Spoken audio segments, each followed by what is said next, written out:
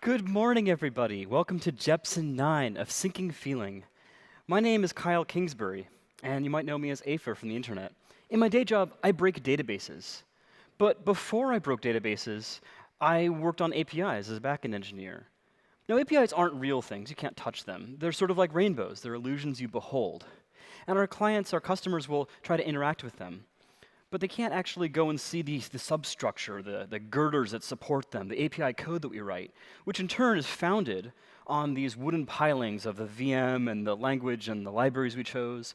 And those pilings in turn are built on a foundation of persistent systems, databases that we found lying around on the internet. And those databases here are represented by a pile of tires.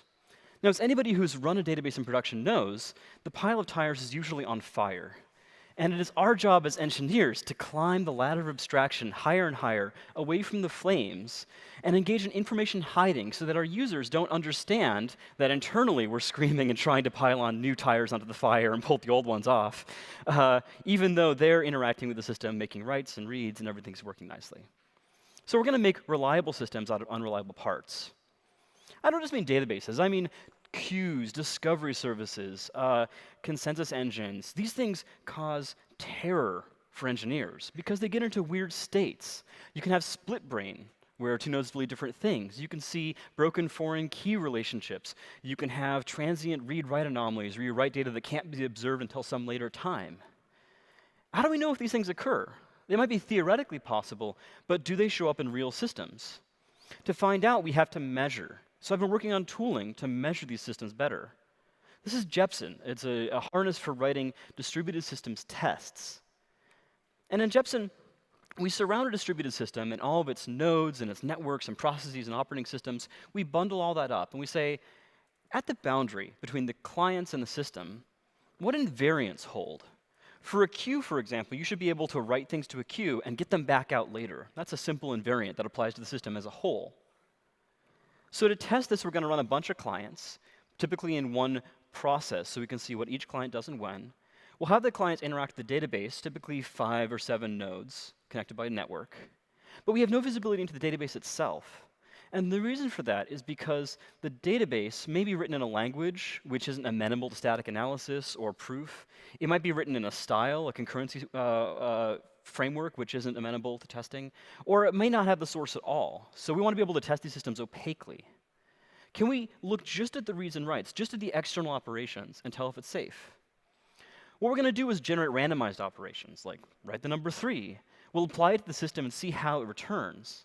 And it might come back in one of 3 ways. It could succeed, it could definitely fail, and we know it didn't happen, or it could time out or crash. And in that case, we'll log an informational message, and we'll keep the invocation open for all time, because that operation might take place later. It could be stuck in the network, could be stuck on disk. So over time, we'll build up a concurrent history of clients performing different types of operations, reads and writes, enqueues and dequeues, transactions in its SQL system. And we'll try to analyze this data structure, this history, to tell us, does it obey the invariants, the laws, which we care about? So our general strategy is to generate randomized operations, record a history of those operations as applied to the distributed system, and then verify that that history is consistent with some abstract model of the system. So does this big, complicated database behave like a linearizable key value store, or behave like an eventually consistent queue? While this is going on, we're going to introduce faults, like network partitions. We're going to sneak into their houses at night and change their clocks around. We're going to scribble on their calendars so they go to the wrong child's PTA meeting. And we'll see if those changes, those errors, introduce invariant violations. Now, I've been doing this for about 4 years now, and we've found bugs in about 24 databases, ranging from simple visibility problems and transient failures, unavailability, all the way to outright data loss. But I want to talk to you today about the research I've been doing over the past year in 3 recent systems, starting with Tendermint at version 0.10.2. Tendermint is a transactional replication system based on pluggable state machines, and it's also Byzantine fault tolerant. You could think of it a little bit like Raft meets a blockchain system. Like Raft, it's going to form a linearizable total order of transactions, so everything has its nice place in some log. And it's going to bundle those transactions up into little blocks, cryptographically sign them, and link them together like a blockchain. As a blockchain, it is Byzantine fault tolerant. So it should be able to tolerate some evil nodes that are trying to mess with the system. As long as there are enough healthy ones, they should be able to kick out or overrule the evil ones. It also uses pluggable state machines. So the transactions are opaque. They're just bytes, just ordered transactional payloads. But it's up to you to determine what the transactions mean. So you could plug in a currency or a computation system or a database. The state machine sort of sits as a separate process that has an RPC mechanism with the validators, and the validators actually order the transactions, and the state machine executes them. The state machine we'll be testing is called merkleeyes. It's a Merkle tree-based key value store. So merkleeyes, we can treat as a register or a field of registers, each one of which has reads, writes, and compare and set operations. But we can also test it by pretending each key is a set of numbers. And to add something to the set, we'll read the current value, add something to it, and then compare and set it back. And that should give us transactional atomic adds to a set. And then we'll read the values at the end to see if every successful add was present in a final read. The first problem that we found in testing was that merkleeyes would throw up its fingers and say, oh my goodness, I've crashed, because of a race condition, where if you rapidly mutated keys, and by rapidly I mean more than a few times a second, you could introduce a garbage collection which would remove a branch of the tree, which would also be needed for a concurrent insert. When that was fixed, we tested clock skew, both large offsets and fast ones, bouncing the clock back and forth every few milliseconds. We tested node crashes, both singly and concurrently. We tested with different strategies of network partitions and all different topologies. And these things appear to pass, at least for the low transaction rates that we're able to achieve.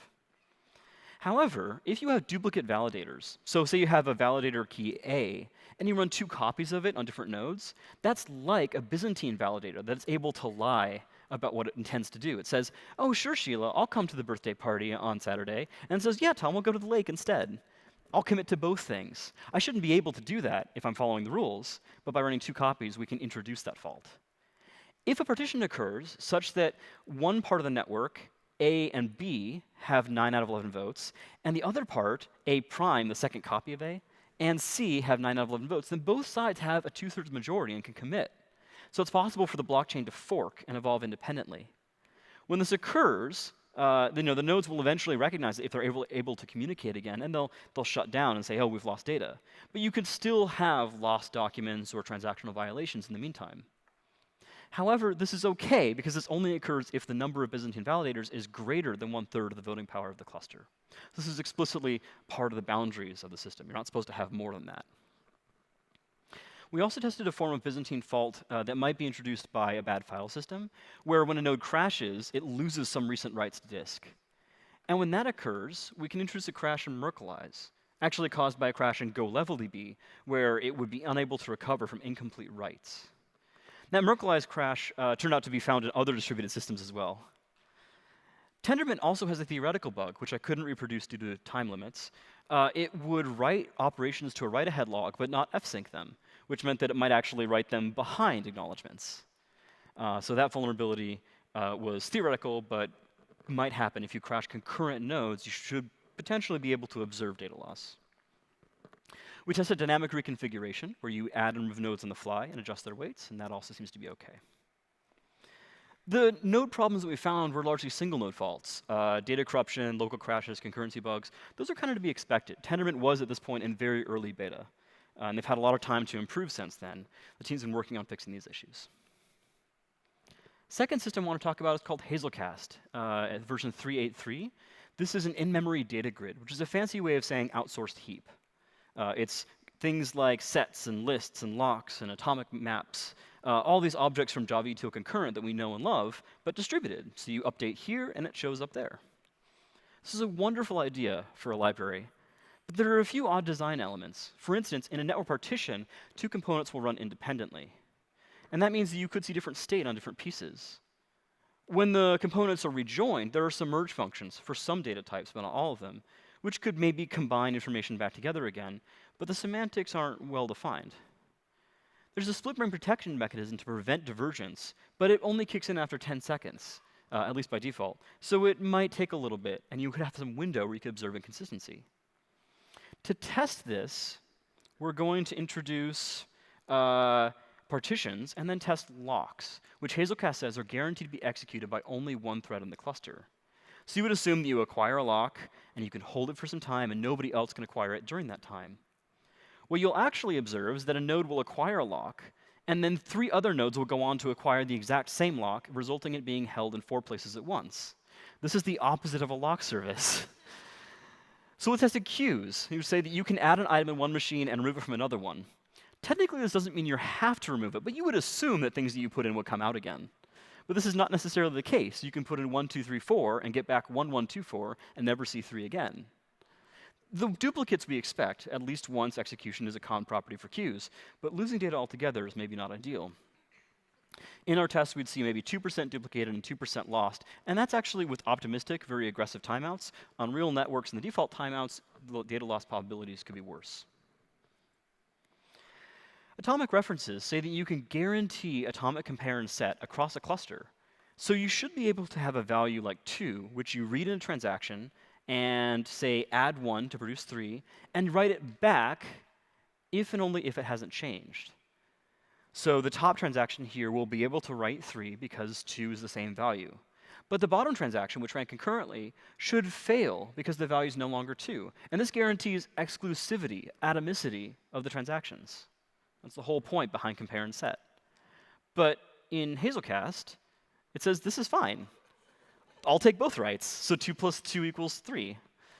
This makes more sense if you consider that there are 2 copies of the state and they update it independently.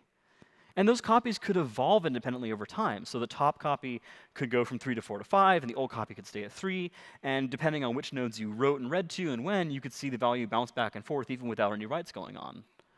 That could be a little bit confusing. And when it comes back together, some black box recovery occurs, and it picks a number based on some heuristics, which we can prove cannot be correct in all cases. So you might do a bunch of increments and then see your value go backwards in time.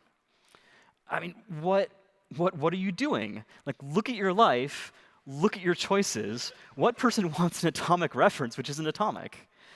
So we say, okay, at least we can do ID generation. Like UUIDs are a well-known property, except that UUID, or not UUID, but ID generation in Hazelcast is based on atomic longs, which means that you can generate out of, say, 834,000 identifiers in a 30-second window, 91,000 of those IDs might be duplicated 2 or 3 times.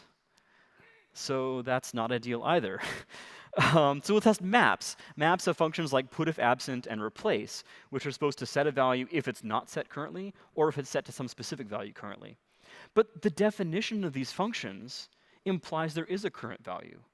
I mean, what does it mean to say, set this thing if it's not currently set, if the value both exists and does not exist at the same time? So in Hazelcast, these multi-valued maps that can concurrently have different values for the same keys, there's no well-defined semantics of the operations that they're providing. So of course it loses to updates, even with quorum protection.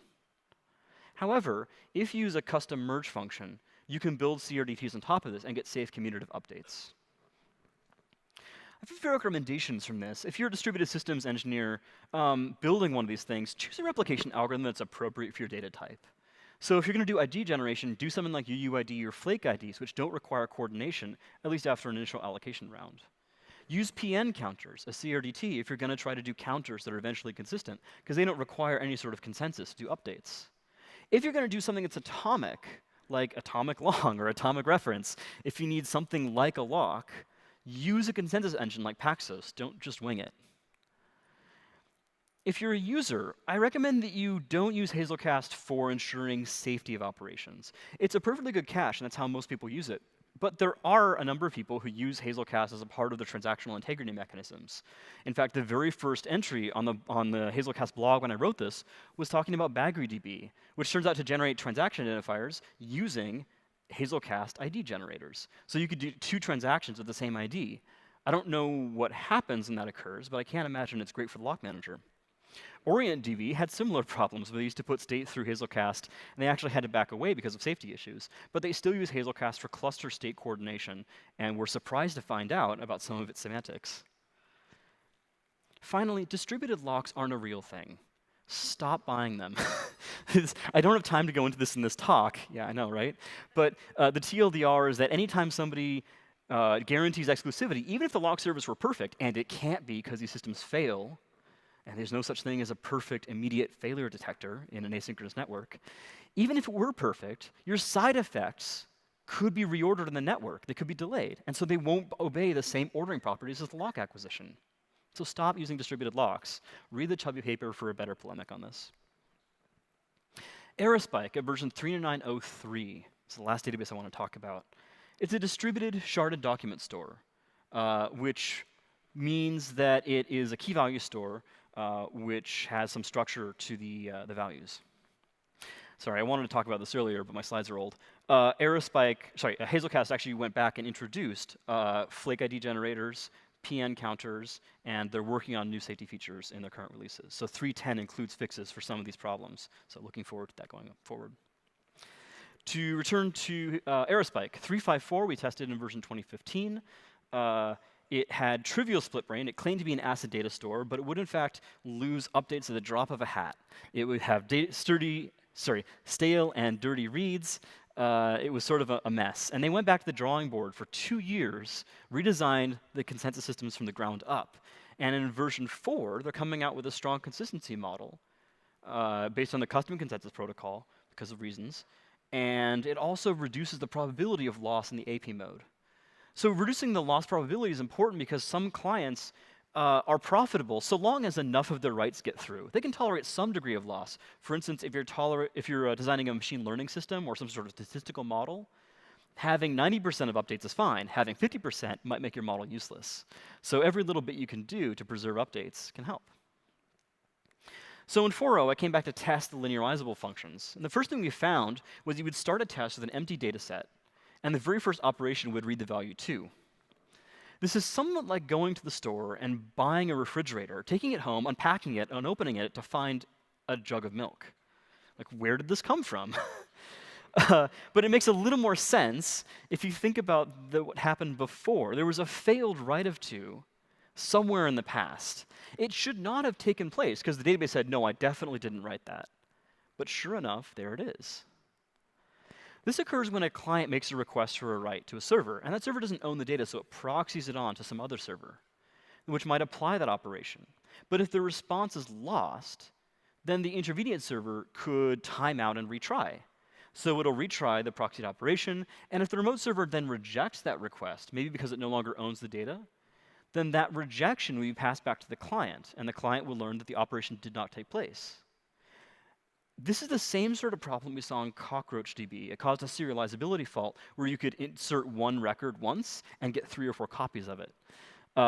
It has to do with improperly tracking the indeterminacy of requests. You want to make sure that you return the most indeterminate response, not the most successful and not the most failed, out of any time you're going to do retries.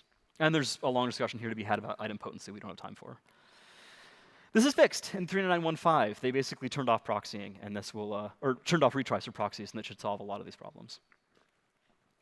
We tested node crashes by dropping pianos on our nodes while they're executing code. And if you kill 1 out of 5, 2 out of 5, the cluster's fine, it's happy. You kill 3 out of 5, it stops running.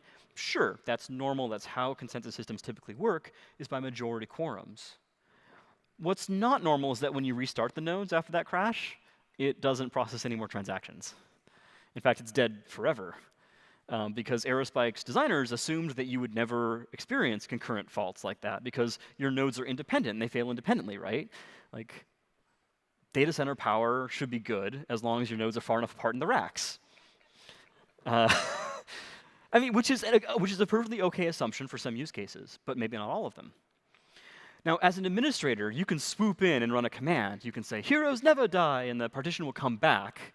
But it might be missing a few operations. That partition might not be all there. So you can lose documents because Aerospike did not flush all of its writes to disk before acknowledgement.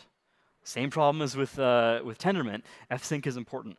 Or in this case, not fsync, because they're writing directly to the raw block devices. But flushing is important. There's now an option in 3.9.9.2.1 which allows you to turn on commit to disk before you acknowledge an operation. Second problem is that clock skew can lead to lost updates, and the mechanism is sort of subtle.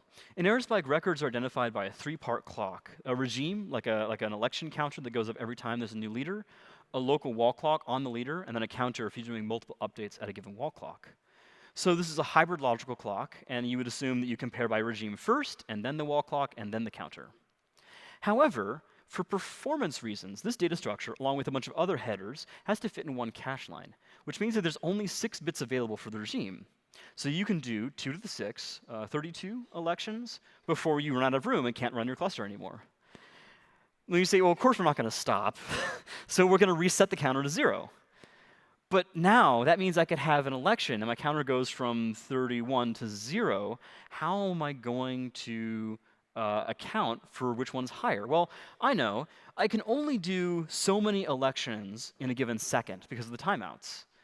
So I'm going to assume that it's been 27 seconds or more, we may have wrapped, and I'll compare by wall clock. If it's 27 seconds or less, I'll compare by regime. So this leads to this weird scenario where you do a write on one node, a leader, and it pauses, or the clocks are skewed. Node B is elected a primary with regime 2. And this all happens at time 0. B can take writes. So write W2 comes in, it gets regime 2, time 0, written to disk on B, acknowledged to the client. Node A at some point later wakes up and processes the write W1. And it has regime 1 still, but it's now time 27, either because it slept for a bit or because its clock is skewed. If it replicates that write W1 to node B is going to say, hang on a second, I'm regime 2, you're regime 1, I'm a newer leader, so please don't tell me what to do. And node A will dutifully relay that rejection back to the client, saying W1 failed. But at some later time, the two of them will compare notes and look at their disks and say, you're from regime 1 and you're from regime 2, but regime 1's writes from time 27, so this might have wrapped. So we're going to prefer the failed write W1 and delete the acknowledged write W2 as if it never happened. So there's a form of data loss there. Both clock skew and not using fsync were known failure modes. Aerospike anticipated these in the design.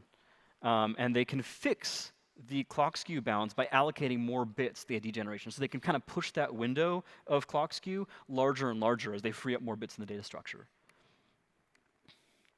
So if you stay in the clock skew bounds and use a durable flag for disk, it looks like Aerospike has gone from losing data within a few seconds to being linearizable over hundreds of tests over hundreds of hours. So I'm really impressed by this result. Keep in mind that cross-data replication, scans, user-defined functions, these things don't go through the strong consistency mechanism yet. So that's going to come up in future releases. To recap, as a database user, you are something like Ariel, the mermaid, and you're going to invest in some database which you believe is going to create a brand new and beautiful future for you. But it comes with some caveats, comes with operational expertise, comes with tooling, with clients, with all of these patterns you're gonna invest in. And that means it's hard to change. Even if it's free, you're locked in, at least for a bit. So read that contract very carefully. Read the documentation to find out what it does in failure, what exactly is being guaranteed. Because vendors, represented here by Ursula the Sea Witch, will write you contracts that wildly overpromise the consequences of the database and what it can do. And you might not know that if you don't kiss the prince by the 3rd day, your data is forfeit. Then, take all those documents, print them out, light them on fire, and test it for yourself, because many vendors don't actually know what their systems do. Look out for words like strict consistency, strong consistency, acid. If this is the only thing you see used to describe a system, it might be a weasel word. It might be a thing that the vendor says to make you feel better, but they might not know what the system actually does. If you see a more specific guarantee like we offer sequential consistency, or we offer linearizability on single keys, or linearizability on each shard, that's a much more useful and meaningful guarantee. I want to encourage both vendors and users to be formal and specific in the guarantees they provide and are willing to accept. That means people like Oracle need to stop telling us that snapshot isolation is the same thing as serializability. Figure out the invariants your system actually needs. So not every system has to be safe, at least not completely. Some systems have high data volumes, and it's okay to be eventually consistent, or even lose data up to some fraction. Maybe losing too much is a problem. Other systems have low data volumes, but incredibly sensitive information that has to be there all the time and must be immediately consistent. So you have a spectrum of consistency models and of availability requirements. Consider the failure modes that your system is likely to undergo in production. Many systems distributed testing frameworks test only with single nodes or with small clusters in happy cases. But if you simulate process crashes with kill-9, if you simulate node failure by flipping the power switch, if you simulate clock skew with fake time or by setting the date on boxes, if you introduce garbage collection and I/O pauses, which look an awful lot like network partitions because they're periods of no network communication where nodes still believe they're alive, you can simulate those with kill all, sig stop, and sig continue. If you introduce network partitions with IP tables or TC, I think you can find some really interesting behaviors. I want to encourage you to test your systems end to end. I'm talking about databases in isolation here, sort of these idealized workloads on top of single DBs, but when you deploy a system, it's going to be in conjunction with a particular client library, particular way of structuring your transactions, a certain configuration file, certain network topology, other services. The composition rules for these things are unpredictable. So you want to test the invariants around entire services as opposed to single databases. Finally, if you look for perfection, you will never be content. We can boil the ocean trying to produce safe systems. We can invest decades and decades into formal models and provable correctness, and we can do these things in some cases, but I think it may not be necessary to boil the ocean. Maybe we just need to do a little bit of work, a few months up front, and we can achieve vastly improved safety guarantees. So to do this, apply techniques from property-based testing. Generate randomized operations, apply them to your system, and then verify those operations are consistent with high-level invariants, like things that U and Q should come out again. Or if I have cats, I shouldn't be able to let more than 3 cats out of my door in a row because I only have 3 cats. And if I see 4 go through, the cats are teleporting back inside, or there's extras. Test with distributed systems failure modes, introduce crashes, introduce network faults, because under these common production behaviors, which are not typically tested inside of vendor test suites, you can observe new and interesting behaviors. This work would not have been possible without the financial assistance of Tendermint, which funded their analysis, help from people at Hazelcast and the community, including Jordan Halterman, Luigi Dell'Aquila, Luca Garulli, and Denis Sokoroslov, from Aerospike, which funded their analysis, and from my informal research advisor at UC Santa Cruz, Peter Alvaro. If you want to read more about this research, you can see full reports at jepsen.io. I want to thank you all very much for your time and wish you a happy velocity.